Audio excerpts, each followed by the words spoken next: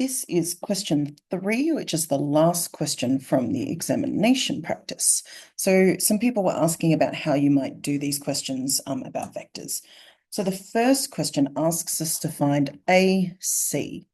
So we're being asked to go from A to C. So that's really easy because all we have to do is follow the vectors given to us. Remember, we can only follow lines that we know the distance of or the labels of.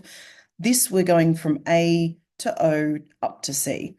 Now, we're going against the arrow, so it's negative A, but we're going with the arrow, so it's plus C.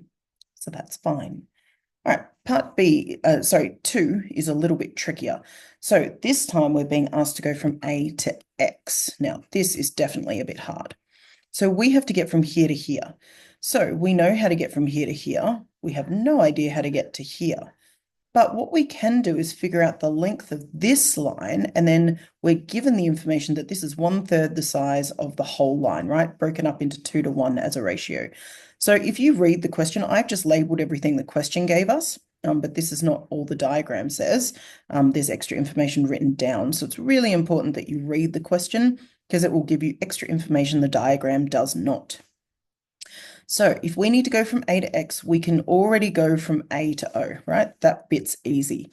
We just need to go from O to X. So what I'm going to do is try and get from O to B, and this is 1/3 of that.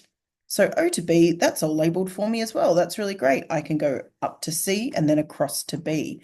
So let's write that down. So OB is C plus 2A. But I only want to go 1/3 of the distance of OB.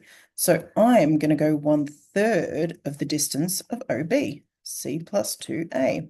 So this gives us, let's leave that there, expand our brackets, 1/3 C plus 2/3 A. I've got two, well, I didn't write, why am I writing B? I didn't write C. All right, but I've got two A's here, so I'm going to connect them. So this is -1 plus 2/3, so that's minus 1/3 A plus 1/3 C. And that is our answer.